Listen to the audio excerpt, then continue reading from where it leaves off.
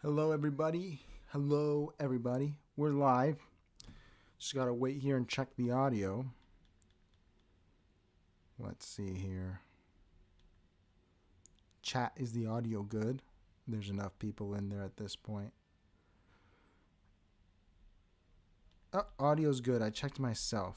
Fine, I'll do it myself. Hello, everybody. First Friday stream. Let's see how this goes. Not sure if Friday's a great day for streaming, but I want to talk to you guys today because we left off on a cliffhanger yesterday where we were investigating whether Bill de Blasio is subtly endorsing Zohran Mamdani, and I've learned some interesting info that I feel ignorant of not having known before about Andrew Cuomo and de Blasio's relationship, which would explain some stuff. But before we get to all that, I want to check here what we've been checking this whole time, which is Polymarket. Polymarket, remember, we're looking at this not to encourage gambling. Gambling is sinful. Do not gamble. Gambling is bad. So what are we checking here for? Because these are people with real money on the line. And let's see how things are going. The Cuomo dip has continued down to 75% from its previous high of 80%, 5 points lost. While the Mamdani surge has actually caught up. It's... wow, I think it's actually gone up 6 points since the last dip. Look at that. My favorite guy right here, Brad Lander, let's see. He's still ranking around the same here. Let's see how much you get for $1,000. Whoa! Whoa, whoa, whoa. All right, do not gamble. Do not gamble. This is just because of my spoiler theory. I'm interested at how people rank Brad Lander. Let's filter here through the comments of holders and see who's holding Brad Lander. They have anything to say. Cuomo collapsing 4 hours ago. A city like NYC.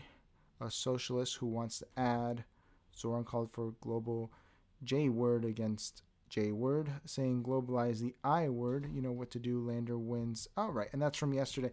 So what I do think is interesting here is that if we go to top holders, because I haven't shown you guys on stream, but we lost. Oh, he's back. Coffee Lover had sold out of his position. This is a very successful trader that we see here. He had sold out of his position earlier today, but he's back in the race. Look at that. Fascinating stuff, huh? Look at that. His P&L's 50K. Volume traded 3 million. Positions value 41,000. Interesting stuff. I was getting a little less confident in my opinion because I feel like this guy must know something because he's no longer the top holder for Brad Lander. Let's check again. Who is Blind Chicken? That's not a great one to go by. Profit and loss of $11,000. Let's see who's the second top holder. Rabs. Profit and loss? Bruh. $731,000. So these are smart money. Smart money people. Interesting. Interesting stuff here. All right. So now that we have our real money stuff out of the way, and before we get into all the cool stuff with de Blasio today, I wanted to get a video here by the guy who took my video title and thumbnail, who is covering this race now. It seems not surprising. He's from New York, which is actual justice warrior, and he is covering Zohran and Zohran's, he's saying cries, but I would say unskillful but important pointing out of Islamophobia on the campaign trail. So let's watch what he has to say. I have not seen this, so let's see. I get messages that say the only good Muslim is a dead Muslim. Bro, are you crying? I get threats on my life.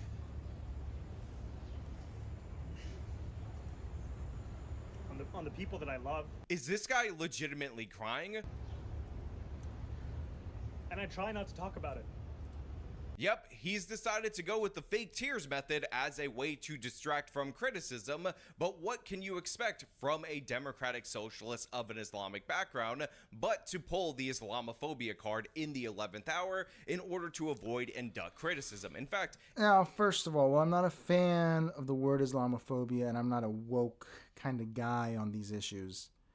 There's definitely been some prejudice towards Mr. Mamdani's faith and ethnic background on the campaign trail. That's just pretty obvious. So, we can pretend that's not the case, but it is. So let's continue here because this, reducing it to crying about it, I think is a little inaccurate and somewhat cruel.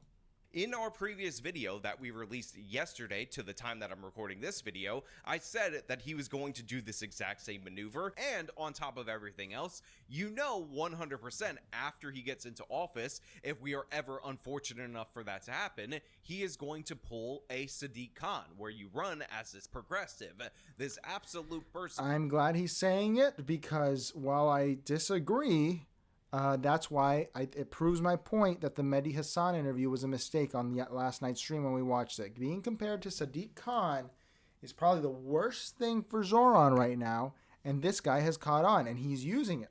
I'm surprised the National Review hit piece we saw yesterday didn't make that comparison.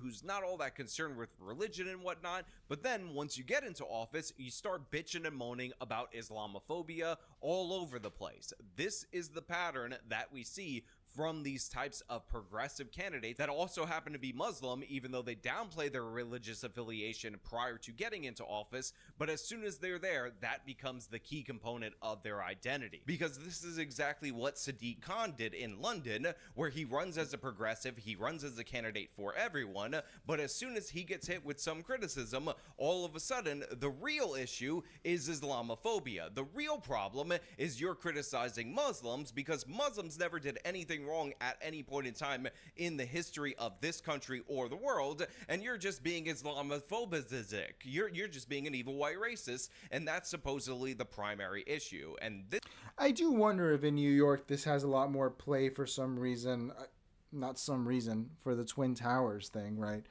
I think we're far removed from it, and the Obama era kind of wiped a lot of that away, but it seems to be a real thing that people can tap into, and it's unfortunate, but it's a political reality, This is what we're going to talk about today. But before we do, I want to thank everybody who supports this channel via actual justice. The money. Okay. So the worst candidate, a couple of videos about Zohran Mamdani on this particular channel and how he's the absolute worst candidate running in the Democratic primary for mayor, which by the way hosts a whole slew of absolutely crazed socialists. If you watch the recent debate, and Andrew Cuomo, and one of the most disgusting things about this class of Democrats is that they're so bad, so horrific, and would be so terrible for the city of New York, they actually make Andrew Cuomo look like a viable option. Now again, this is just the Democratic primary. Who knows what's going to happen in the general election, especially with Eric Adams, who is a Democrat running as a third party. We might get a split vote leading to a Republican. That's what I'm hoping.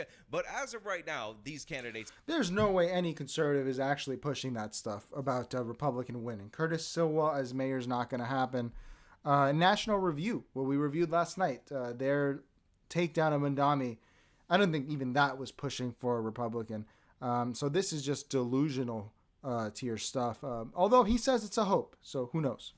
Are absolutely terrible, and Zohran Mamdani and his platform of free everything, government-run grocery stores, we're gonna go after the rich, capitalism is theft, not taxation, and all these other absurd things, including defund the police, on its own are reasons why nobody should be voting for him. And by the way, he is in second place in the poll, so among all the crazy communists, he is the one that has the lead right now, but it doesn't look like he is going to lock this up, and definitely 100% that's a good thing, despite the fact that all the progressives are artificially trying to boost him and make him sing like he's the second coming, New York's Barack Obama in terms of campaign style, or the next AOC, which is just ridiculous. But one of the things that we didn't really address beyond a superficial level is the fact that this guy is not only a radical socialist, but he's also a radical Islamist. One of the reasons why he joined the New York DSA, the Democratic Socialists of America, according to his own words, is based on the Palestine issue. What brought me to Okay, before we continue, because I often complain about this imprecise word usage, Islamism is not just I'm mad about Palestine. Islamism has a particular definition. Islamism is an ideology of getting elected through democratic means or whatever the political system of your country is in order to impose, at the most extreme case, Sharia law, but a Muslim culture. So I don't see how caring about Palestine and Islamism are really related. Of course, they overlap, but I think the overlap is very small. So Yeah, that's just a imprecise use of words, but what do you expect? That's the smartest way of attacking this guy if you're going for that base level lizard brain anti-Muslim prejudice, right? That is the smartest way for people to do that. CSA and to the explicitly socialist movement was that it didn't carve out an exception for Palestine, right? I know the question is more of like an affirmative one, but for me, it's so obvious and so clear, right? That if you're going to say that you stand for these things within the confines of this sport. Audio says that Mamdani's worn down. I think this is an older interview, but I definitely agree. He seems a lot more worn down than he was before. As we saw last night, that latest campaign ad was not good. It was not good. The interviews have not been good. I think he has been worn down quite a bit. Then why would you say that you don't stand for them elsewhere just because of where it's located in the world? Now look, this should not be surprising to anyone. Obviously, a lot of these types end up putting Islam first at the forefront of everything, which is one of the reasons why I was accurately able to... Also, not to get into the Israel thing, because I'm not educated on the subject, but there are Palestinian Christians, so I don't see how this makes a whole lot of sense as an attack, but it's a good attack because people respond to this kind of stuff. Predict that as soon as Mamdani ended up getting in trouble on anything, on any of his actions, rather than taking accountability for those actions, he was going to pivot to Islamophobia like he did in that press conference where he started crying. But the thing is, it goes a little bit further than that, because Zohran Mamdani will talk about how, oh, he was raised in New York City, but the reality is that his family, the wealthy elites that actually raised him, they don't really have any attachment to the United States of America at all. They move between country to country,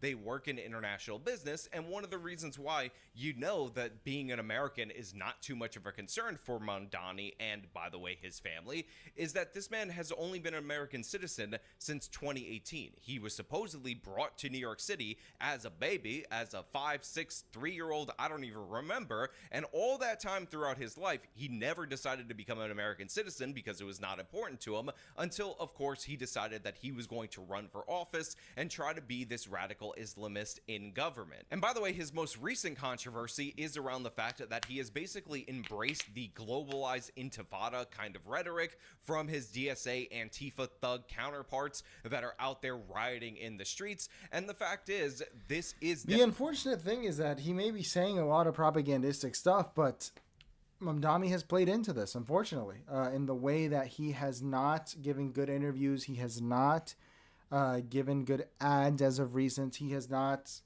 The whole Antifada thing was just a bad move, man. This just gives people ammo, and this is what they're going after him for, justifiably. Definitely a problem, because those of you who don't know your history, the intifadas were violent attacks from Muslims in the Palestinian territories, including suicide bombings against Israel. And the idea that you want to globalize that either means that you want them to start attacking Jews across the world, or you want them to start attacking Western countries across the world. And this is an obvious call to violence. Even if the dorks over at the DSA and these people at these rallies think intifada is just the Islamic word for revolution, and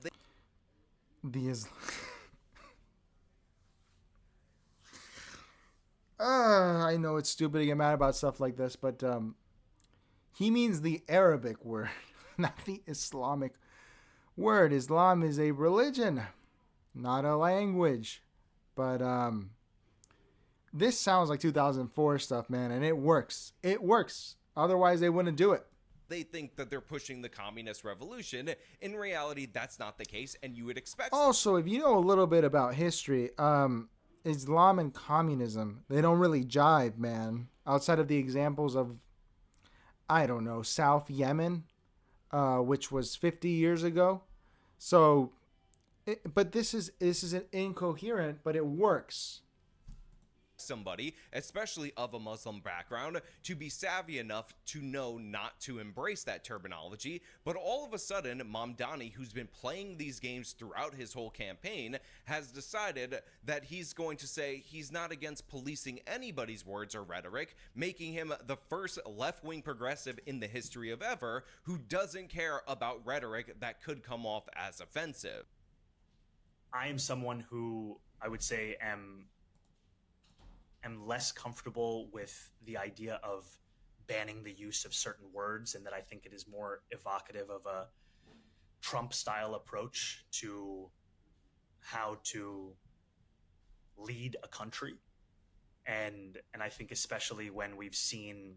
Sure, but like, does that just make you uncomfortable? Like the phrase "globalized intifada" from the river to the sea. Does that make you uncomfortable, or do you think? Okay, those are different. Those are super different. They're not those are really like different genres. I'm sorry, I'm asking Zohran. Then they're not really different to me, and to some people, they're not different.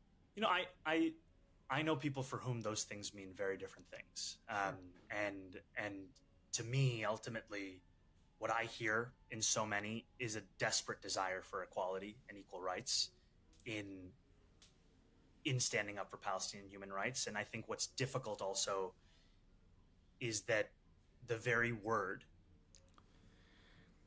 has been used by the Holocaust Museum when translating the Warsaw Ghetto Uprising into Arabic, because it's a word that means struggle. Now, to be 100% clear, the exact... Okay, we covered this interview before. This is a bad answer. I said it then, I'll say it now.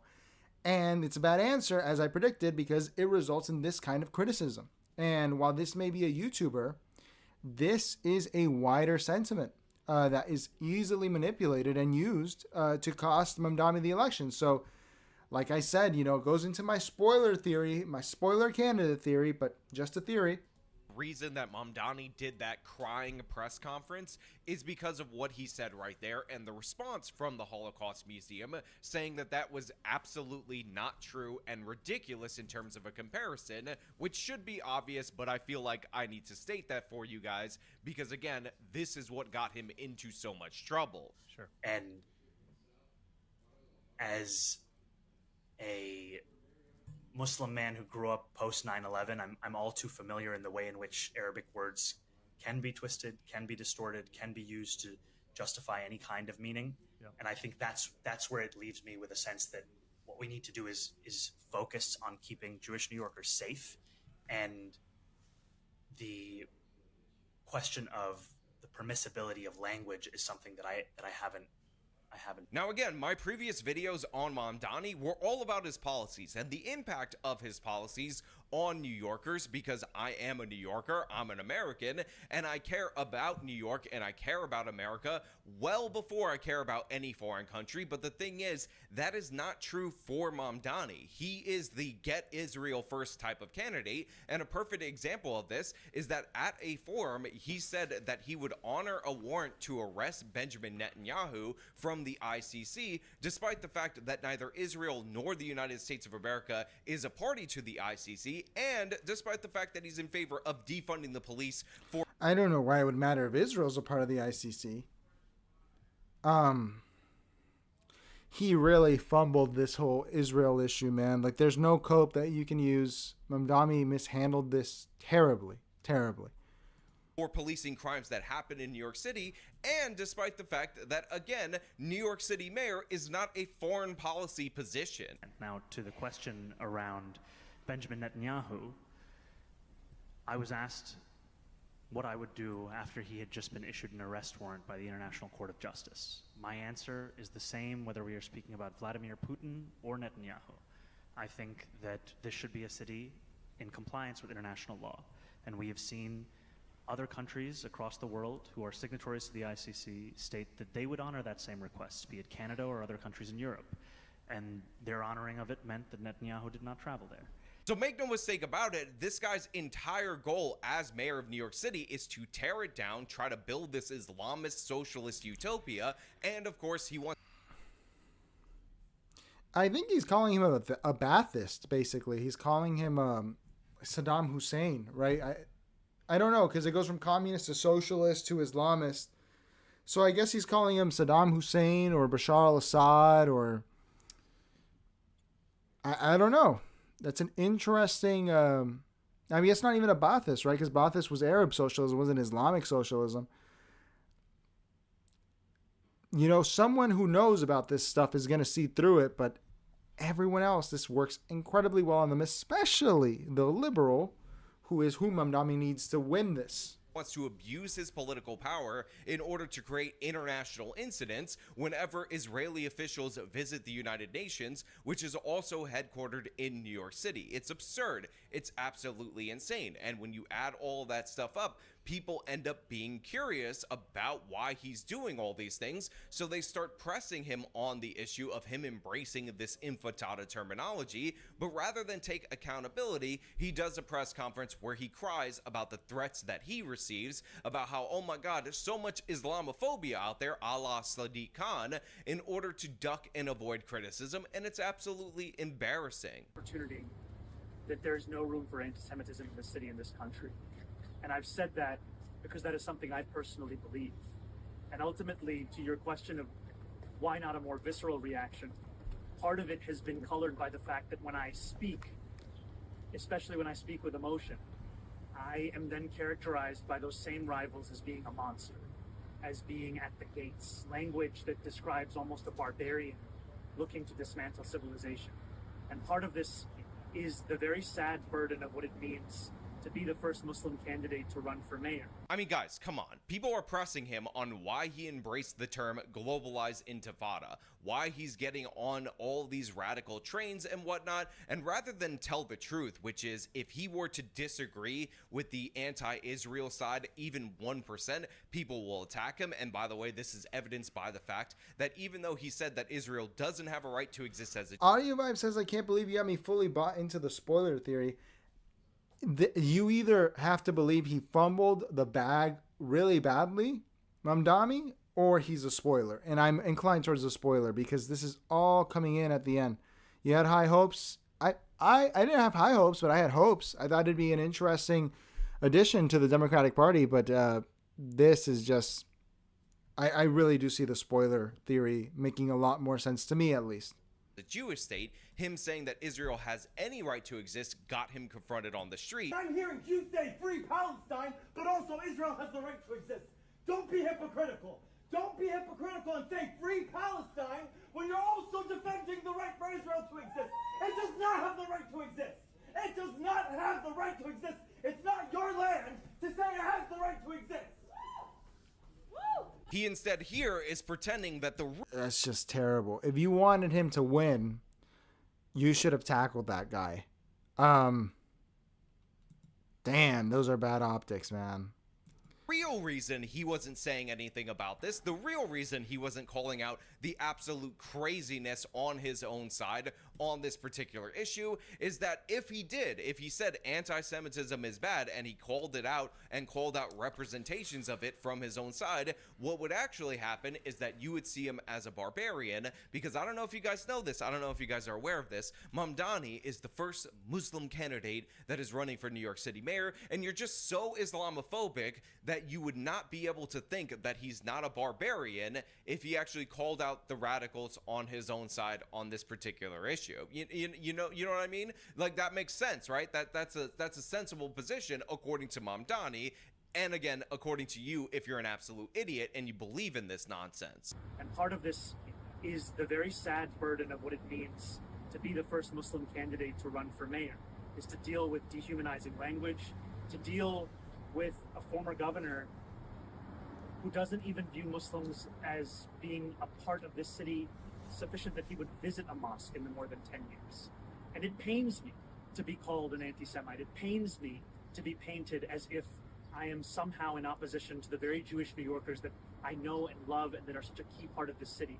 I mean, come on, guys. This is ridiculous. He's like, Andrew Cuomo doesn't even see Muslim New Yorkers as real New Yorkers. Again, Islamophobia, Islamophobia, Islamophobia. That's the real issue right here. It's the Islamophobia, the attacks on the Muslims. I mean, I'm the one who's embracing the term intifada. I'm saying globalized intifada, which was attacks on Jews. But, you know, the real issue is attacks on the Muslims. And, you know, you guys, you would just see me as a beast if I called that out, if I didn't embrace that terminology.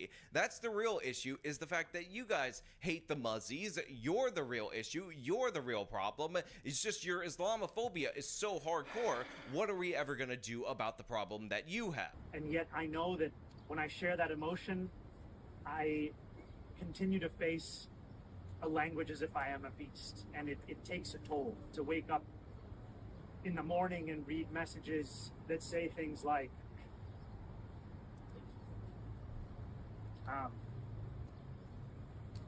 I just want to point out for those of you who aren't aware is that Zohran Mamdani's mom is a filmmaker. They were connected to the Disney Corporation. He is in fact a failed actor who tried to be in movies. So we're dealing with a theater kid right here. And what you're watching is a performance where he's like, you know, it just takes so much to wake up in the morning. And then you're like, this criticism, it may sound silly. This is entirely accurate. I did not like that press conference. Look, we're doing value-free analysis here, right? So you might see me a little distressed. What I'm distressed about is just, I hate seeing people not focus on power. It either makes me incredibly frustrated in the sense of like, so you're scamming people into thinking you actually want to take it, or you're dumb. And I can say, putting value-free aside for a second, it would have been good to get Cuomo out of the Democratic Party. I don't think he's going to win yet. I still think that Lander's a dark horse. But I would have liked to see that. It would have been interesting to see. It would have been, something would have happened. And that would have been cool. But the Democratic Party seems like it's just going to continue the way it is. And I'm not speaking as a Democrat. I'm speaking as someone who's just interested in party politics. And that is a shame. But dramatic pause, as if this is not a prepared speech. And again, it's all about the victimization of him. It's all about the issues that Zohran Mamdani is dealing with, because rather than address the fact that he is a bunch of crazed radicals. Jesus said, click here. So you are pro-Lander, anti-Cuomo. Personally, I'm not from New York. I don't like Cuomo because I took the COVID stuff very personally, the mass murder. I really think Cuomo should be in prison. I'm not pro-Lander. I just think he's a dark horse, and I think he could win. I think it'd be interesting to see. Especially, it's interesting if you bet on it, but I don't recommend betting on anything. Betting is bad. I'm resigned to politics. I'm not involved in that sense emotionally or anything. I don't have anything against Lander. I think that Lander's run a much better campaign. I think I would definitely call myself anti-Cuomo, man, because I hate what Cuomo did during the COVID lockdown. I think Cuomo should be in prison for what he did during COVID. Absolutely. And so I'm just saying it would have been cool to see the old guard, because Nancy Pelosi was disgusting during COVID too. Do you remember when she opened her refrigerator and she showed you while you couldn't get a job how much ice cream she had? These people were so fundamentally evil during that period that they deserve to be pushed out. And while I don't love Mamdani, I've been critical of some of his policies and stuff, it would have been cool to see someone push him out. But it just, I just have to say, I think my spoiler theory, that's the one I'm going with for Mamdani, because it makes no sense to drop such an amazing start to a campaign and then end up so bad. And you finally said, Jesus said, click here. Yeah, Cuomo is a piece of shit. I liked Adrienne Adams, to be honest. Adrienne Adams, I'm still confused about. That's what I was going to cover today. I really thought she was going to cross-endorse with someone. If she had cross-endorsed with Lander, I would confidently tell you that Lander will possibly, maybe probably win. If he had done it with Zohran, it would have been interesting. But I don't know why Adrienne Adams didn't do the cross-endorsement, because she wasn't going to win. That was her biggest value, in my opinion. But yeah, that's basically my view. Cuomo belongs in prison for what he did during COVID. That he is aligned with the DSA, who, by the way, celebrated not just the October 7th attacks, but specifically the music festival massacre days after the attack. But the real issue is Mamdani's victimization, because look at him cry. Look at him get all sad.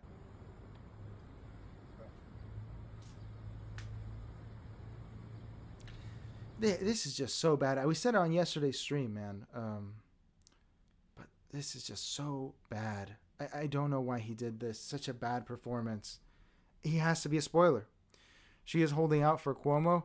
Dude, if Adrienne Adams endorses Cuomo, it would make sense. It would make sense, but it would be very disappointing. It's very disappointing. It's very disappointing. I don't get it. I don't get it. I don't get how anyone could... Look, AOC, I'm critical of her, but she was completely right. Cuomo is, although I'm not like a super woke Me Too guy, he was credibly accused by a lot of people. And the fact that several women and men, let's not put this on the women, have endorsed him despite that is just disgusting. But for me, it's mostly the COVID stuff. How he could have killed your grandmother, your great-grandmother, your elderly relatives. He would have done it. He didn't care. And you're still supporting that? You know, I just don't get how anyone can do that.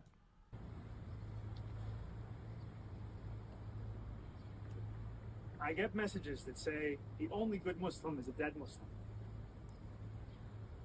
I get threats on my life.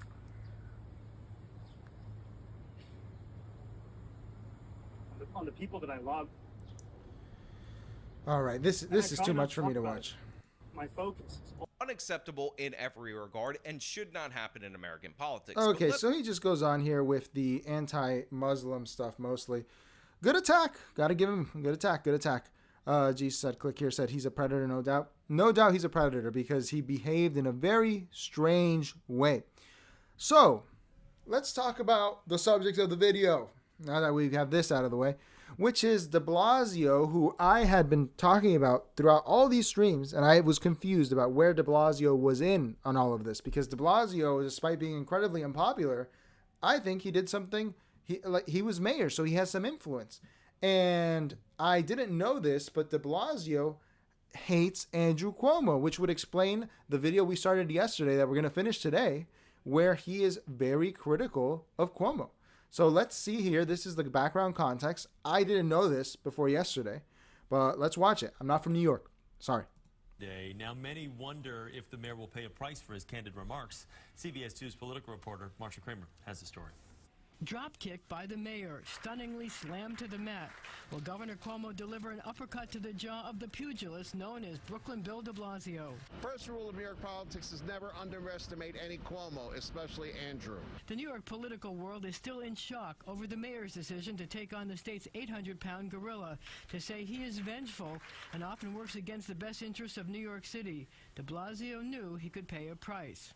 I'm not going to be surprised if these statements lead to some attempts at revenge. But sources tell CBS 2 the mayor concluded he had no other choice because passivity only invites more shenanigans. It had to be said because trying to work with the governor was not sustainable. It rallies the left, who are already furious with Cuomo, and boosts mayoral support in the city. Pundits agree. Running against Albany helps the mayor. The mayor's decided, look, he can't get anything done. Let's take advantage of it politically. What does that mean? Blame somebody for his failings. But experts also point out that although the governor's poll numbers are weak right now, he has massive powers over the city.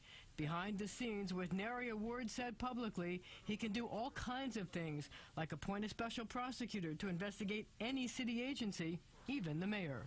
But de Blasio knows this and has vowed not to take any pushback lying down. And we'll just call them right out because we're just not going to play that way. We're not going to accept that as anything like acceptable government practice. But this could also turn into a zero-sum game. Cuomo could back a candidate to run against de Blasio when he seeks re-election in 2017, and de Blasio could run against Cuomo for governor in 2018. Politics in New York, a true contact sport. Now, there was no response from Team Cuomo today. Yesterday, they said, quote, "For those new to the process, it takes coalition building and compromise to get things done in government." Chris and Mary? All right, so this was 9 years ago. I wasn't aware of this history. But as I've said before, I think a de Blasio endorsement can only hurt a candidate because my understanding is that de Blasio was a very unpopular mayor. I only experienced him through the media, and he seemed like a very bad mayor.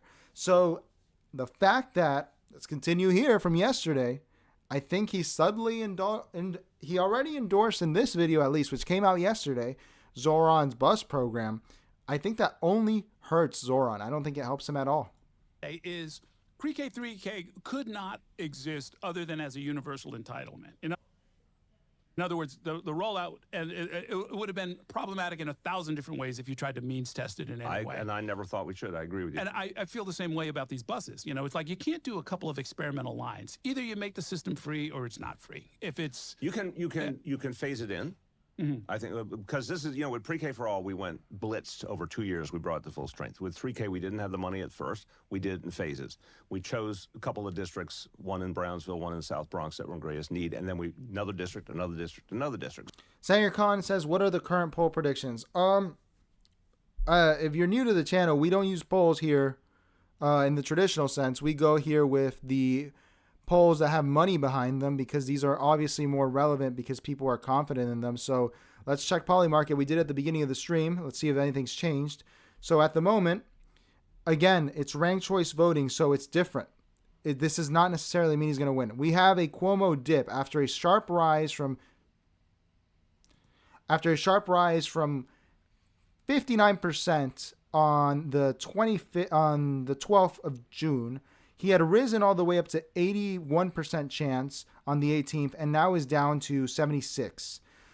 So here you can see, again, this is real money behind these polls here. So this is why I think they're more relevant than the polls we saw. We saw polls on yesterday's stream, or the Marist poll, which had a Zohran ahead. But again, this is very contentious because, look, it's ranked choice voting. I don't know if you've seen the other streams, man, but the ranked choice makes it incredibly difficult. That's why I think Lander has a huge chance despite 1% chance, because the second ranking matters a lot. It matters a lot. So this is probably the best way of checking. This does not necessarily mean this is who will win the Dem nomination for NYC mayor. But, there is another poll here that we could look at. Yeah, let's check that out. So you can see here, there's one. Okay, so this is, will the Democratic candidate win the NYC mayoral election? 89%. But there's one about the first round, which I think you might like if you're interested in polls. Look, even here we have, this is interesting, man. Wow, I hadn't seen this one. Brad Lander, first round percent of vote in Dem mayoral primary. That's so interesting. So here we're going by the amount, and the current winner is 25. No. Okay, it's less than 6%, but that's pretty good. 27%. This is pretty. I'm telling you, this guy's a dark horse. He's a dark horse. So yeah, highly recommend Polymarket because it's real money behind it. You can't bet on it in the U.S.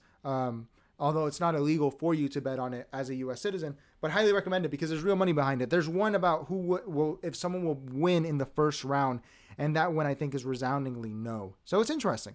Smart way to look at the fight. Absolutely. You have to look where people are putting their money. That's the most important thing. You have to look where people are putting their money because people can talk. Pollsters can get paid. But where people put their money is what matters. So you could do free buses in parts of the city to start the thing rolling and build it out over a reasonable period of time to the whole city. Yeah. But the point being, this is something that could really change people's lives, and it can be done. So when this axis of the status quo tells you that things are not possible, just immediately don't believe them because they don't have history on their side. Well, yeah, I mean, and look, it just bears some studying, right? You got to do it sensibly, you got to do it logically. I mean, what little experience we do have actually, which probably should get more attention, is I remember when they created Gutman, the newest of the community colleges. Yep. And they made CUNY made a serious attempt at trying to get people to finish their degrees and so forth. And one of the things that came up was that people were not enrolling, or people were not completing their degrees, in part because they couldn't get. Let's literally look this up. What is de Blasio's favorability rating on his way out, if that's available? Google AI tends not to be accurate, but all right. In 2021, Bill de Blasio approval rating in the basement. Let's see, 72%. 32% poor. This is in 2021. This is why I'm saying anything this guy touches is going to turn to shit. And the fact he endorsed the bus program, I think it's a bad sign for Zohran. Because I don't think he's gotten any popular once leaving office. I think this guy is remembered as a bad mayor. And I know it's the Post. But come on, like everyone knew this at the time. He was not a good mayor. So I don't think that's good, man. Get there. They couldn't pay for mass transit. Yep. So they giving out free Metro cards boosted completion by a measurable amount. I mean, it's like a $3 subway ride, 4 times a week was actually, you know, the axe, you know, the cutting line for those who could finish and those who wouldn't. And, you know, we should probably build on that. If you spend time with real New Yorkers, for example, if you don't live in Westchester County or have spent a lot of time living in a governor's mansion, if you actually spend time with real New Yorkers, you hear exactly what you said, the thin margin that people live with all the time. You know, I will... So obviously, after having seen the feud they had, he's definitely anti-Cuomo, but I haven't, so far, no endorsement, which would be good for Zohran, but already endorsing the program, pretty bad. I'll tell you this, and this is the truth. When I went into Gracie Mansion, I still cared if, like, there was $5 off something, right? If I could save $5, that still mattered a lot to me. You want that in leaders. You want us to feel exactly what everyday people felt. And so I've talked to people all over the city, exactly the example you gave. They couldn't get to a job interview because they couldn't afford the transportation. They couldn't get to community college because they couldn't afford the transportation, or they couldn't afford the books, or you name it, the choice that people are making all the time. The classic, you know, do you pay the rent? Do you pay for groceries? Do you pay for childcare? What do you do? One of the reasons we did pre-K and 3K was so many families, they just could never pay for it. And so, you know, a child ends up with auntie or grandma who will love them, of course, but can't give them the educational support, right? This is not just the poorest of the poor. This is working class people. This is even people who, in those quaint days, you know, a decade or more ago, thought they were middle class. I don't think a lot of people have that illusion anymore. We now know so many middle class New Yorkers feel their economic reality is tenuous. So my point is, every form of relief, but right now, not one day, right now is what people will be voting on. They're looking for help now. One of the big issues that has come up, that it's mostly aimed at Zohran Mamdani, although he's not the only one this would apply to, is that because he hasn't run anything even remotely as complex and large in number of employees as the city of New York, he's not ready, he's not tested, he can't do it. Now, as a threshold matter, it's interesting because nobody runs an organization as big as the city of New York, right? Right. We have a little circular logic there. Well, no, I remember in particular Ray McGuire when he was like the #2 at Citigroup, right? Which is a global organization, and you count up all of their employees, and it was like 200,000, including like in Indonesia and China and everywhere else. And I was like, yeah, nobody's run.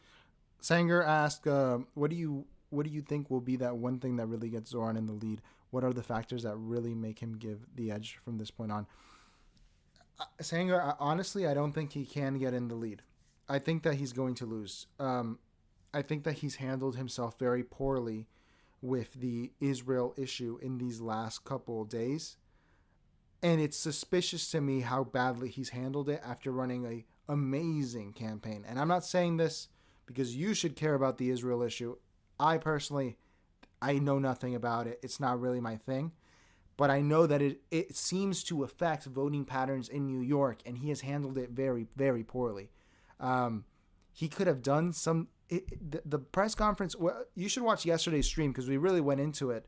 You know, the press conferences he's given, the bringing out the word Islamophobia in general, I thought was a bad move. Because what this race is becoming, and we saw it on yesterday's stream, is that basically when he brought that word out, when he brought all of this stuff out, instead of just ignoring it or lying and giving the right answer to win, he has opened himself up for a perception where he is both a communist, Stalinist in waiting and a crazy Muslim. And not to say that that's what I agree with or think about him, but I'm saying that people are thinking this is a communist, crazy Muslim. And the people thinking that are the people he would need to win, which are mostly the older liberal voters. And that's why the attacks on him are being very effective. I don't think he can crawl himself out of this hole. I really don't think he can. I think it's going to be very, very tough for him to do that because it's been so many missteps. And again, I've had a theory throughout these streams that he's a spoiler candidate, that he's not actually trying to win, and that Lander is the real candidate that the establishment wants. And I'm more inclined to believe it now after his performance because it's been very, very uncharacteristic of him, a guy who's very charismatic, very well-spoken, and now he's always down, sounds depressed or angry. It just doesn't make sense to me.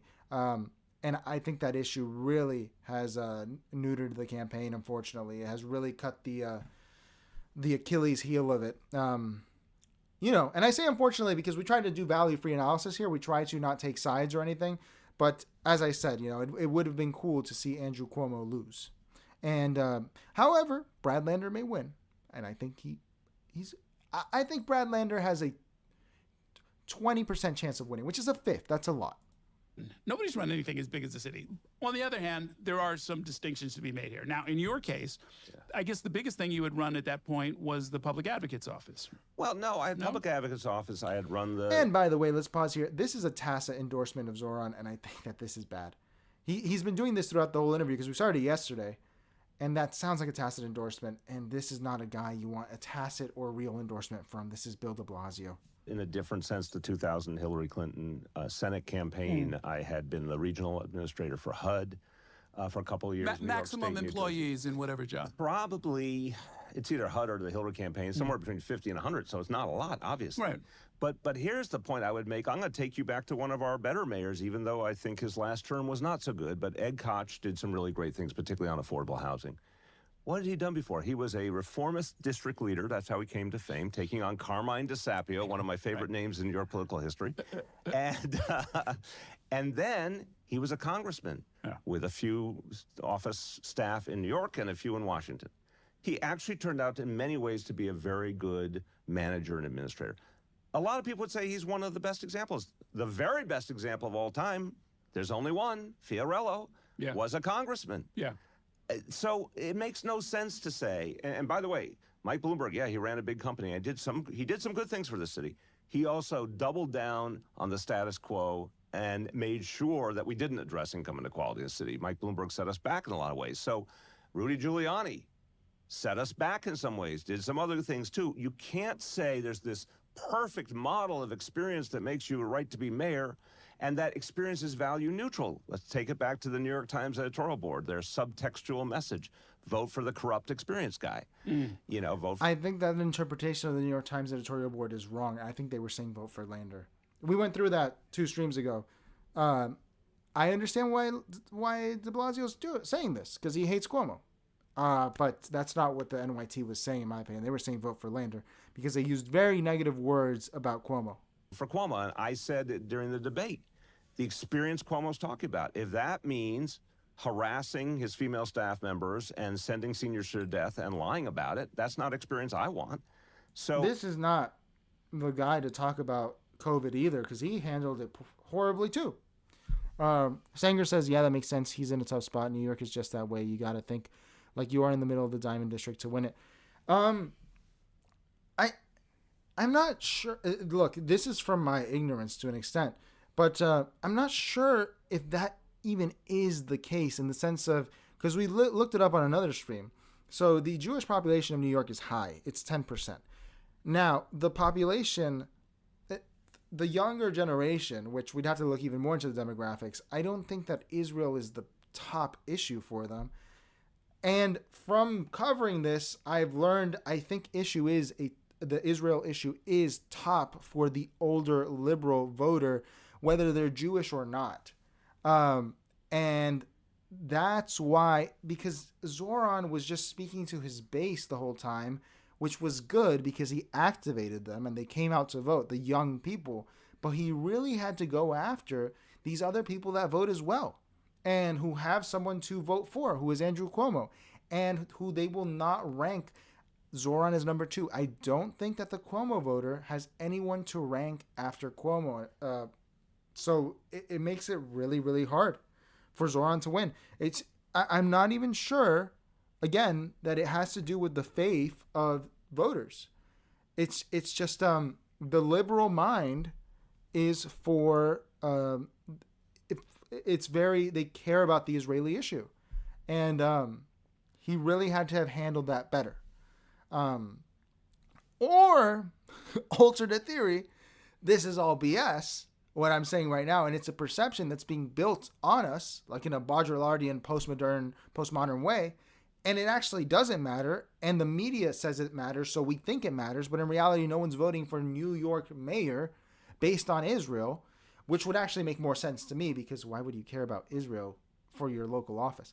So it's confusing. I really am confused about it. It's tough to determine what the reality is in terms of voting patterns there. Because, again, even with the faith, like being of the Jewish faith, what do you care about Israel for your New York City mayor? It doesn't make sense.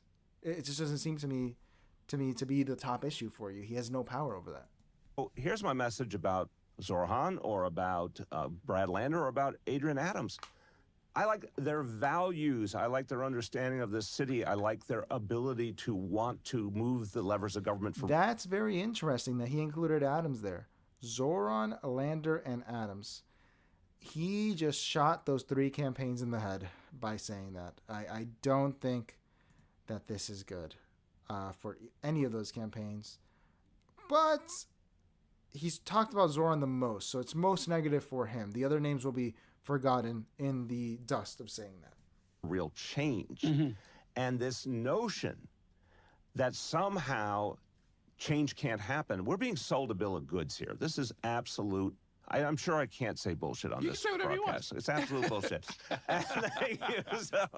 So yeah, the NBC censor won't get us here, right? No, it's bullshit because in the end, you could easily have said about me, I didn't have some vast managerial experience. Therefore, I could never get us pre-K for all and 3K for all. But I had will. I had the ability to help capture the imagination of the people because it's something I believed in passionately. I had the ability with a great team to organize at the grassroots and politically to create the momentum. When you look at, I'm going to take the example of Zohran and the free buses. Does anyone doubt that this guy could energize people to fight for this in Albany and provide the kind of leadership that would cause, real movement in Albany? They would have to pay attention. I'm not saying he's perfect. I'm not saying Brad or Adrian are perfect. But don't disqualify people who want to change things because they don't have some ideal preparation for mayor that literally never existed. The best of all time, Fiorello, did not have the perfect preparation. Well, I mean, also as a practical matter, you were probably better at running meetings and organizing your day after a while than you were when you came in the first day. Thank you. The other thing is, and this, by the way, talk to every president of the United States and ask them about the difference between year 1 and year 4 and year 7. Audio says Mamdani is cooked. I'm glad you got that same feeling watching this. I would short Mamdani stock because this is bad. I don't. Man, just bad. And it's weekends now because the election's on the 24th, I believe. And oh man, what a foil if he was one. What a shame. You are going to have to learn on the job. You're going to have to learn on the job. And one thing you can do, at least, is try to give the city... And what's crazy is I think de Blasio is insane enough to actually think that this is helping. He strikes me as being earnest here in his hatred of Cuomo. Because Cuomo should have paid him to do this, honestly. That's how bad it is, in my opinion. A sense of direction and try to give them a sense of hope. Sure. But in terms of the levers of power and the managerial reality, here's a big question. Do you have the capacity to learn? Can you listen? Can you grow? I think some of these candidates have clearly shown that. I think others may be stuck in their ways. Okay. Very interesting. I hate everything. You're back. De Blasio is a wussy. Yeah, I agree. He's definitely a wussy. And he's been out here campaigning for Zohran implicitly, and I think that you guys are going to get either Cuomo or Lander, man, because this is really bad for Zohran and Adrian Adams and Landers, but he's focusing in on Zohran. Speaking of stuck in their ways, could you say a word to the current mayor about the benefits of actually talking with political journalists, even if it's uncomfortable at times? Let me testify my own mistakes. Yeah. Because I don't want to, I respect Eric and I've known him a long time. I'm not here to lecture. I've not had him on here in months. Well, first of all, you're a charming host, and I think you must misunderstand. Thank you. You're so charming. Thank you. We never had a disagreement once. I was never frustrated. There are no holes in the... Sanger says de Blasio is literally a red flag. Everything he touches, he fucks up. Yeah, that's why I was watching this, and I was like, why is de Blasio so quiet? And then yesterday this hit, and I was like, no way. This hit 30 minutes before we went on live yesterday, and I was like, no way, we have to finish this today because there's another video where he continues that we'll watch about the New York Times piece. Because everything this man touches turns to shit. I completely agree with you. Dude, like, it's just, Cuomo should have paid him for. You know what he would have done if he really wanted Cuomo to lose is come out and endorse Cuomo. That's what would have helped Cuomo lose. The wall at City Hall after our interviews. We worked through it. We had our differences, for sure. But here we are. No, seriously, I made a mistake. I felt I had the bunker mentality at a certain point. I felt a lot of the... I hate everything. Says the only reason he's not crapped enough is because he basically bent the knee to progressives and leftists. I will never forget. You tell me, because I don't know. I don't know if this story was buried, because when I bring it up to people, people forget. Wasn't his daughter throwing Molotovs during 2020 while he was mayor? Like, that's crazy. That is insane. I'm pretty sure that's what happened. And people don't talk about it. The questions were mean and degrading and uninformed, and so I pulled away and I listened to some advice from some people who said, more and more the model should be expose yourself less. And that was a huge mistake. And I never would have known it was a huge mistake. And I want to take that on me. I'm the decision maker. So shame on me. I listened to the wrong people. Here's the irony of what I learned. People still talk to me about being on your show. They talk to me about being on Brian Lair's show every Friday on WNYC, how much they liked the openness of those environments. It made them feel closer to me. I never got this until after I was out. Yeah, I hit everything on Audio Vibe confirms. Yeah, I'm pretty sure. And you know what's really sucks for the Mamdani campaign here is that you would say, oh, he's unpopular. No one's going to watch this. I think that people would hate watch this. Because this is... You have the former mayor weighing in on an election after the major fuck-up he did under Cuomo. People are going to watch this. It matters. Both of his kids are crazy activists, says I hate everything. I believe it. De Blasio. Look, I don't like to lean into the Cold War mentality that conservatives had, but he was literally a Sandinista. He was hanging out in Nicaragua with the communists. People don't talk about that. They used it like once against him. So it's not surprising. It's in the blood. Out office, people said, I felt closer to you as a leader because I heard the questions being asked that I cared about, or I even got sometimes to ask them myself, right? But then, God forbid, I wish we had never, obviously I wish we never had the pandemic. But one thing I learned from the pandemic, we started doing the daily press conferences. And they were grueling. The audacity of this man. Does anyone remember this? This was just disgusting. Free fries when you get vaccinated? I got vaccinated. You're saying I could get this? These delicious fries? Wait a minute. But there's also a burger element to this? I'm surprised Steak and Shake didn't go out of business after this. Let me check with Bill Neathart. Is it too early in the day to eat a burger? No. This could be breakfast? Okay. Shake Shack. You're right. I hate everything. I thought it was it was. You knew it, dude. Because during COVID, I was watching these. I keep bringing it up. Let's watch how sociopathic these people were during COVID. How insane they were.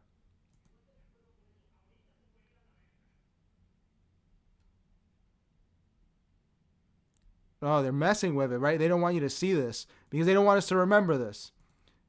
Dude, come on. They're blocking my account. They're blocking my... We have some other chocolate here. This is during COVID when you're locked at home and you can't get a job. This is what Nancy Pelosi was showing you. Episode of Cribs I never knew I needed. I'm going to go for some other flavors, but chocolate... This is a 3-door refrigerator she's showing you where the bottom cabinet... is all fucking ice cream because this woman is literally a sociopath. This is the only reason that, and that's why the spoiler thing bothers me, is because I wanted Cuomo out along with the rest of these people from the Democratic wing because this is just sociopathic, man. These people hate you. Like, you may have your problems with Mamdani, and I have them too, but I'd rather take like a real fuck up over these sociopaths because these people are just plain evil. Sorry. Sanger says, ha ha ha, and Audio Vibes. I get passionate about this. This was just a terrible time to be alive was these people treating you like you were crazy because you wanted to, I don't know, get income. And meanwhile, they're eating burgers and ice cream and showing it to you. It's the most Versailles Marie Antoinette shit they could have ever done. Just terrible stuff, man. And we didn't always have the answers. But what I did appreciate was I saw the difference in the media when they were given enough access and given enough opportunity. The tonality changed. And I had to reflect on that and realize that if people were trying to do their job, I didn't always love the questions. I thought they could have done their research sometimes better, but they were trying to do their job. And if I helped them do their job and made myself available, there actually would be more mutual respect and sort of understanding, openness. And I also in the pandemic started to realize sometimes a journalist, for example, would say, you know, there's a vaccination center that, you know, there's a long line, or, you know, someplace was supposed to provide testing and there was no test kits available, whatever. And instead of saying, how dare you, or that's impossible, I would be like, thank you, because we need to know that and we need to go fix it. But I think I had the wrong attitude in the beginning because I came in probably idealistic. And, you know, as you know, I have a family with many journalists in it over the last few generations. Probably came in thinking like, hey guys, you know, we all agree we're trying to make the world a better place. And then I kind of felt hit by a 2x4. But I realize, and I would advise this to any mayor, you know, the more you make yourself available, you actually will have a better relationship with the public and a better relationship with the press. Now, you can't do it all the time, but try as much as possible. If you can do it every day, that would be the ideal. Yeah. And many of your predecessors, and Ed Koch again comes to mind, seriously tried to do exactly that. You know? He also enjoyed it in a way that probably none of the others. I hate this idea. Lefties always have it because it just reminds me of, you'd have to be Venezuelan to know about this, but I liked when AMLO did it, but this is a very lefty thing where we would have Hugo Chavez. This would ruin my Sundays as a kid where I had to sit down and watch my parents watch this in America just to wind themselves up. De frente con el presidente. Just a daily Sunday show. They love this kind of stuff, and I hate it. I can't stand it. And de Blasio suggesting a daily show is it's just crazy, man. In the age of social media, this is some third world Latin America shit. That's what really bothered me about the free stores too. I hate these tactics. I don't think that they're good. I hate everything says never forget Hollywood saying you can work out and do all these activities in your house or apartment while in their big mansion. The Imagine video says audio. Never forget that. And I mean that. I'm not saying it as you know, to just accentuate your thing and say it's funny. Never forget how much these people hate you. And they wanted you broke and dead. That's what they wanted for you. They wanted that. And I'm not even speaking for myself, but when they started that whole thing, my mind went immediately to the median salary in the United States, which I believe was $35,000 at the time. And they did that. You know, it's just crazy, man. Like, what were those people supposed to do? And this is still affecting people to this day. People that were... I hate talking about COVID because it literally makes me angry. I understand why people don't talk about war, because people got stuck. They got pushed out of their jobs. They got stuck at a certain salary cap. And these people you should never forget what they did. Never forget it. And that's why we can be critical of Mamdani, and I'm sure he was a guy who was supportive of this stuff at the time. But the Cuomo thing really bothers me because of that, because he was just evil. Sanger, retracted. I Hate Everything brings back the Universion memory seeing Chavez. Yeah. But this was, I know seeing him on TV, but it was just crazy seeing, dude, like he shut down every television station and you would have to watch him in Venezuela. My parents would watch it here. And I was like, I just wanted to watch cartoons, man. I didn't want to watch this guy. And, you know, I have complicated opinions on Chavez. I'm not exactly a total hater. But yeah, man. A de Blasio press conference every day, which is what we lived through during COVID.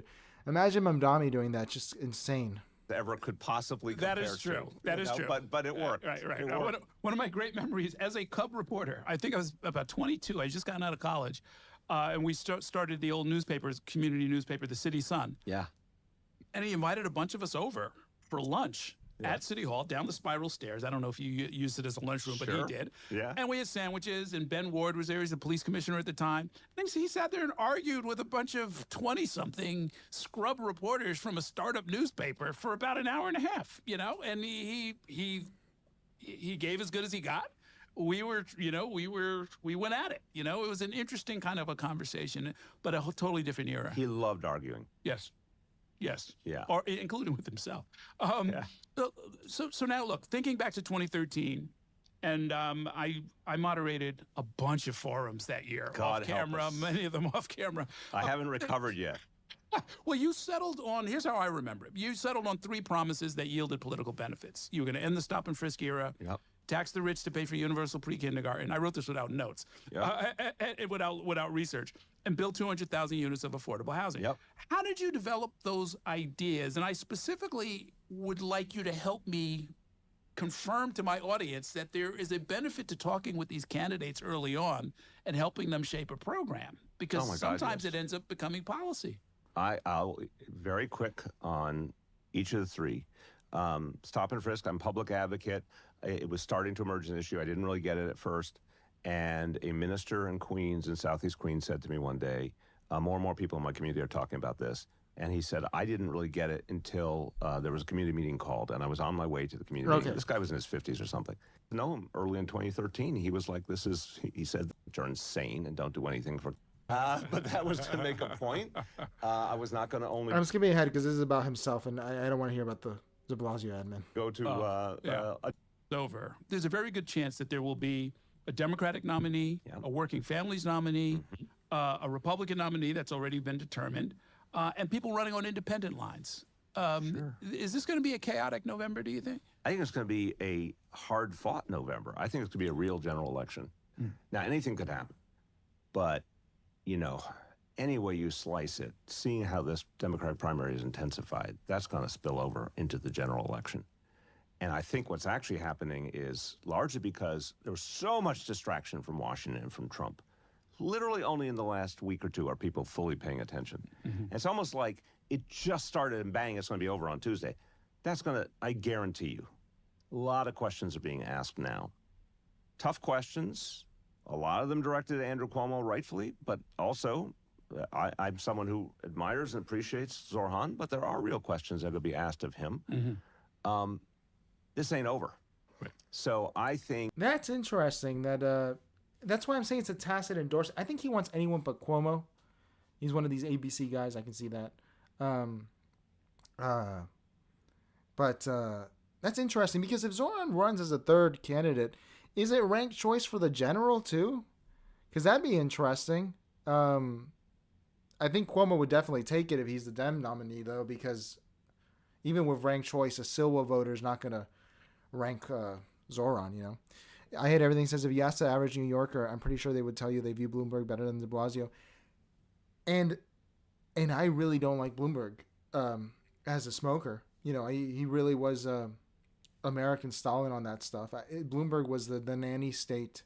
But yeah, I've seen that. Like I said it on another stream where you get 3 drinks at any New Yorker and they'll admit, stop and frisk, it was messed up, but it worked, you know, and stuff like that. So it's not surprising. It's not surprising.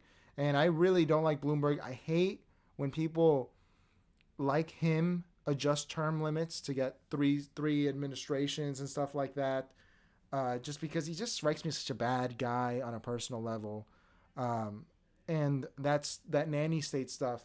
Michael Bloomberg murdered Eric Garner. I mean, that is the conclusion you can take. And I'm not a BLM woke guy, but that was one that was disgusting. And that was his fault because of the cigarette taxes. So yeah, Bloomberg's probably the last good mayor, although I am an Adams fan just because I find him so funny. But yeah, Sanger says, okay, now that Zohran is not going to win, I'm going to fix my mood by watching his mom's films. Pretty great stuff. Haha. I haven't seen his mom's stuff, but his ads are great. The ads will live forever, and they were great ads. I'm telling you, he could go into a career in film after this because, you know, he's a decent filmmaker. And I forgot, Mehdi Hassan in the interview we watched yesterday mentioned one of the films, I think something Monsoon, I think I'll check it out. It's probably worth watching because he's very talented. So I'm sure his mom, who dedicated her life to film, is probably super talented. And I love women directors and cinematographers, except for Catherine Bigelow, because women can see more colors than men genetically. So they usually have interesting color palettes and stuff.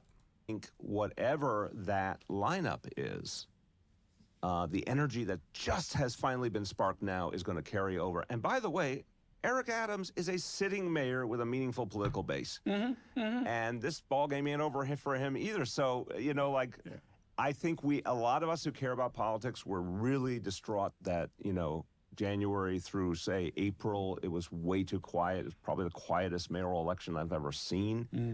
And remember, Sanger, it may not be over because if there's ranked choice in the general, he could still win through the Working Families Party, although I think it's unlikely. So this has just been a fascinating race. I'm so glad that I tuned into this. It's a great race. It's so interesting. Objective reasons, but that's over, and I actually think the heat will build towards November now. Okay. Before I let you go, what do you make of this proposal? I think it might even be on the ballot this fall. There's this reform effort to try and move the mayoral election to the presidential year. They're solving for one problem. All right, that's irrelevant. So this is the other one I saw. It's also by Spectrum News. Came out a day ago, too. And here is talking about the NYT piece, which we covered 2 streams ago, I think, and how I think that the NYT thing was a Lander endorsement. It was negative towards Cuomo, and it was neutral at best towards Mamdani, but it was very positive towards Lander. So let's see what our wonderful Sandinista, Bill de Blasio, has to say about it. Welcome back to Inside City Hall. The crowded field of Democratic candidates for mayor are all making their final pitches to voters ahead of primary day next week. And remember, we're in the early voting period, so people are voting every day. Meanwhile, Mayor Adams is skipping the June primary and instead running as an independent candidate in the general election in November.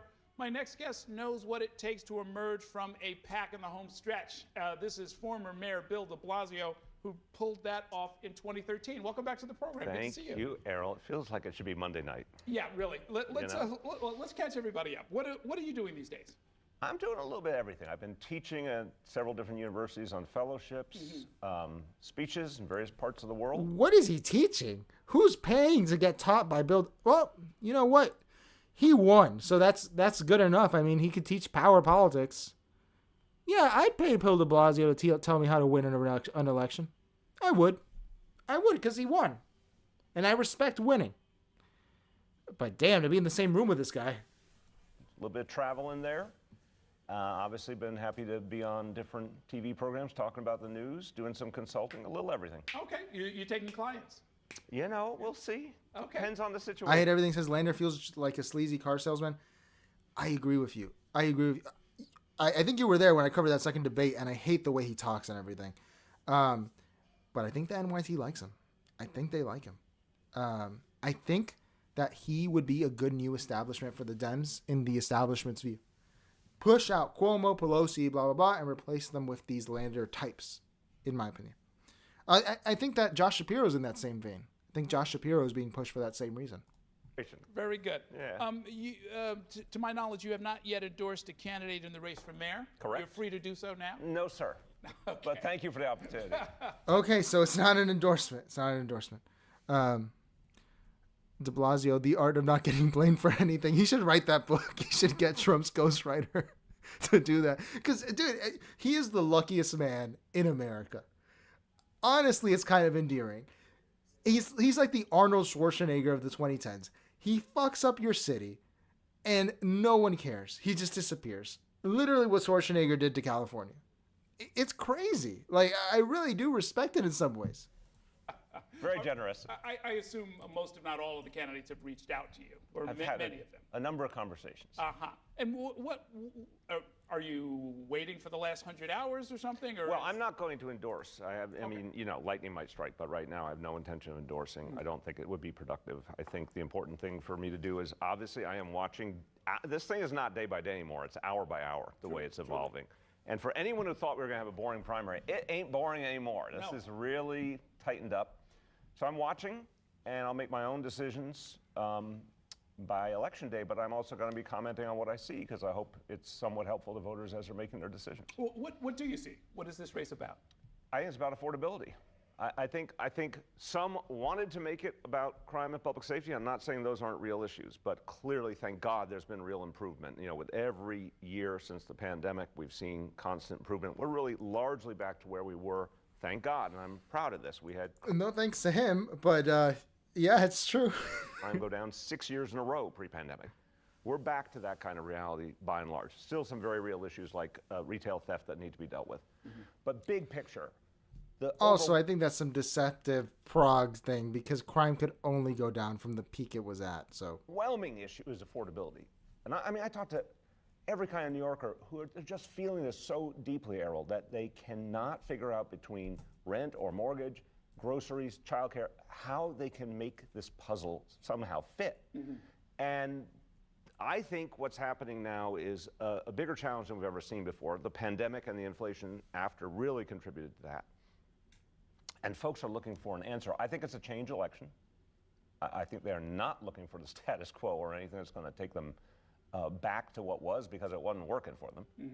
But overwhelmingly, you know, look, I'm very proud. We did pre-K for all and 3K. That put money back in people's pockets. It helped kids first and foremost, but also took a huge expense off of families.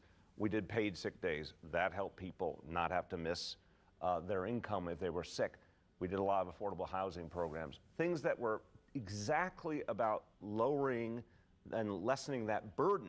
Sure. And that's why, as the Independent Budget Office showed at the end of my administration, we actually reduced income inequality after 8 years.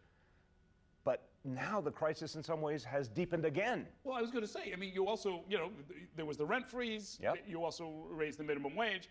And all of those things are still in effect. Yes. And yet inflation or whatever else, the underlying cost of living, has exceeded even those. So the current mayor and the next mayor have fewer tools. I mean, you developed several different initiatives, but now what is the next mayor supposed to do? Well, I'm going to argue, respect the point, but I'd say actually they have more tools on some levels too.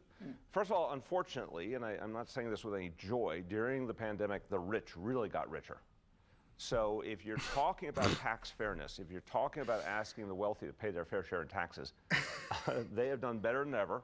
And these people are shameless. I love it. I gotta love it. The shamelessness. You made them richer. It was you. It was de Blasio and Cuomo and everyone else that made the rich richer during COVID. Oh my God, man. The shamelessness it's insane. That's hilarious. They're going to get a huge tax break right now, again, from Donald Trump. So in terms of New York City taxes, New York State taxes, it's perfectly fair to ask a little more to help address some of these problems. Also, the legislature in Albany. I had a Republican state senate for much of the time. We now have a Democratic state senate that I think is much more concerned about day-to-day life for everyday New Yorkers. We have a governor in Kathy Hochul, who I think is at least willing to work with New York City in a way Andrew Cuomo was not willing to during my administration. So, you know, I think the next mayor has some opportunities actually that might give them the ability to do some more or some different things than what we've been able to do before. Yeah, we just ticked off a number of your different initiatives, and I remember actually having this conversation with you at this table towards the end of your first term, actually, that most of these things were already at least in motion. Yeah. And really, you know, in a measurable way, I know Juan Gonzalez wrote a whole book about it, put billions of dollars into the pockets of working New Yorkers. Now, the New York Times editorial board remembers this all a lot differently. Yeah, I don't know what city they're talking about. Someone help me here. Let me read you the money quote and get your response. The New York Times did a somewhat vague editorial where they said they don't like any of the candidates, but that the one thing they want people to do is not rank Mamdani. I think that's my takeaway. Anyway, one of the things they said that caught my eye, it says, and they're talking about you, Bill de Blasio, overall, he bears significant responsibility for the city's problems. He did not take disorders seriously enough, and he set back the city's K-12 school system. His main legacy is to have contributed to the city's recent decline. Shame on you, Bill de Blasio. Yeah, Errol, I don't know what I was doing. These guys don't know what the hell they're talking about. I mean, they seriously, I am so sick. I'm not defending the New York Times. I can't go that far. I can't do it. The hypocrisy is a wild as audio vibes. Yeah, but I can't defend the New York Times. Even though they're right there, I can't do it, man. God. Just insane power politics, man. We live in a crazy world. sick of the elitism and the out-of-touch reality of the times. What city are they living in? I had Bill Bratton as my police commissioner at the beginning. We drove down crime 6 years in a row to levels we hadn't seen since the 1950s. Were they here for any of that? Then there was a global pandemic that unfortunately drove up crime in cities all over America. Give me a break. I care deeply about public safety and order. I was also trying to create reform and get rid of stop and frisk and bring police and community closer together. And we in many ways succeeded pre-pandemic.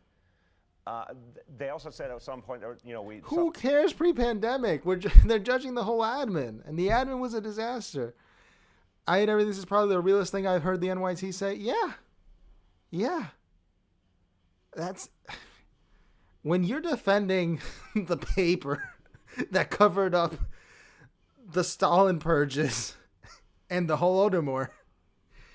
You know that you're in bad company.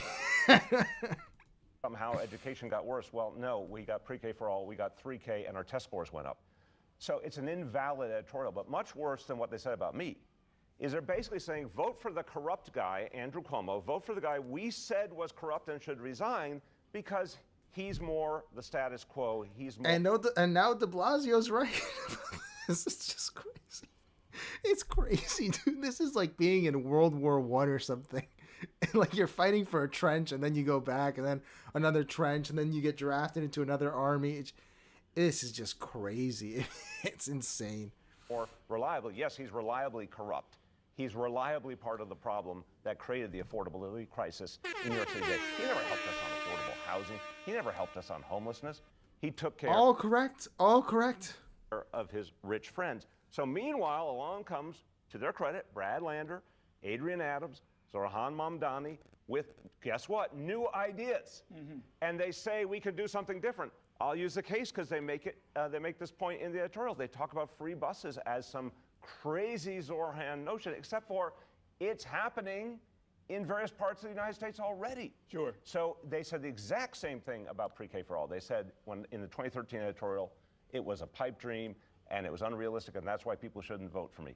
I think a lot of people are going to look at that editorial and say, that is the voice of the wealthy and privileged few, but bears no resemblance to what... I don't think that the NYT endorsed Cuomo. This is just an incorrect interpretation in my view. Once again, I just say that. I think they were endorsing Lander, in my opinion, but his criticisms of Cuomo are all correct. Going on in New York City. Well, when you say you think this is a change election, what is it that people want to change to? Is it systemic, or is it a bundle of policies, or is it a style? What needs to change? I think the simple way of saying it is there has been, I think we saw it in 2024 nationally, there's been a rejection of status quo politics, status quo politicians, the notion that the policies that were attempted previously had a profound enough impact. And I'm putting this on Democrats too. Mm-hmm. I think, God bless Joe Biden and Kamala Harris, but they did not give people a sense that they were going to change enough, quickly enough. So when you actually talk to a real New Yorker, not the New York Times editorial board, but regular people, and they talk to you about how hard it is to pay for their housing, they don't want to hear, oh, let's just rely on the policies of the past. They want to see something bold. I understand why people are talking about rent freeze. Sure. And it's you could debate it all you want. But what we know for sure is people can't afford to live here. We're losing the middle class, we're losing the working class, we're losing multi-generation New Yorkers. In that context, you cannot do the same old, same old. Let me ask you about yesterday's arrest of the controller and... I hate everything says the MTA free buses, yeah, hello. In the stream yesterday, man, we covered an interview where Zohran actually made the best case for it, which is that they would be faster. I hadn't heard him say that before. But in that same interview, he got that exact pushback about how it's literally impossible to do. So that your concern is valid. That's the best argument I've heard from him, that it would be faster. But everyone seems to, that's in the know that it's not possible for that to come about. Candidate for Mayor Brad Lander. It echoed for a lot of us the moment in 2013 when you were arrested on the campaign trail. They were talking about the closing of Long Island College Hospital, which did subsequently close, or at least although thank God we kept an emergency room there. Yeah, I was going to say significantly reconfigured, right? Yeah. Do you think the arrest is going to help Lander in these final days? Look, I want to give Brad Lander credit. He's the kind of human being, he's substantive and serious. He doesn't just go and do something for the fun of being arrested. I think he was trying to make a point about the fact that immigration enforcement has become arbitrary and the rule of law is being No way. It was a stunt. It was a stunt. It obviously was a stunt, and it was a little too late in the game, in my opinion now. Everything says maybe for the homeless. The homeless would love the free buses. Yeah, absolutely. They would become drug dens, I think. Because while I agree with the argument that if you don't have to swipe in, the bus is faster, in Amsterdam, in The Hague, the places where I've been in the Netherlands, the buses are not free, but they're on time and they're very fast. And I think it's just because their bus drivers are better. So, it'd be faster if you didn't have to swipe in, but every other country in the world has figured out fast buses without them being free. So, I don't know, man. Raided by Donald Trump and ICE. What we saw there was absolutely inappropriate. There's no reason to treat an elected official that way and someone who's peacefully protesting and raising a valid concern. I think New Yorkers will appreciate his courage. I think they'll appreciate his position. So I think it will be meaningful as people think about voting. It's nowhere near as important as who they think will help them afford this city, but I think it will be seen as something honorable and important. Okay. Great to see you. If you do just change. All right. That's interesting. I'd end here, but I'm reminded that my favorite show, which is 90% bullshit. What is entertaining? Bill Maher is on. Let's see who was on. We're not going to watch this, but Dave Barry. I hate Dave Barry from Miami. Wesley Hunt and Paul. Who's Paul? And Paul Begala. All right. I wonder if they talk about the election. That'd be interesting to see. Please like, comment, subscribe, everyone. I appreciate this. I've loved covering this. I want to cover it all the way up till the date. Let's refresh here and see once again our odds before we go. Please like, comment, subscribe. I'm going to put the banner up. Subscribe. Please subscribe. I appreciate you guys subscribing. And tell your friends about the channel. I'd appreciate that. So again, Cuomo's down. Hasn't moved since, but yeah, that's what we got. That's what we got. All right, guys. Absolutely free buses will be drugged inside everything. Absolutely anything free becomes that. Just by virtue of the homeless existing, though, I'm against that homeless architecture stuff just because it makes life unbearable for everyone else. But it's because they're there. It's not the architecture. It's the homeless people are there. And, thanks to New York, we have a lot of homeless people down in Miami because you guys ship them down here, Again, appreciate everyone in the chat. Appreciate all you guys. Appreciate you guys. Big thumbs up for you guys. You guys are great. You guys are great. It's time to wrap it up. I appreciate you guys. Please like, comment, subscribe. I appreciate it. And we're streaming the election. I want to do the whole election. It'd be a lot of fun to do. So 23rd or 24th, I can't remember right now, but it's going to be interesting. So everyone have a great night. Appreciate you guys. And I'll see you Monday. Probably won't stream on the weekends. See ya.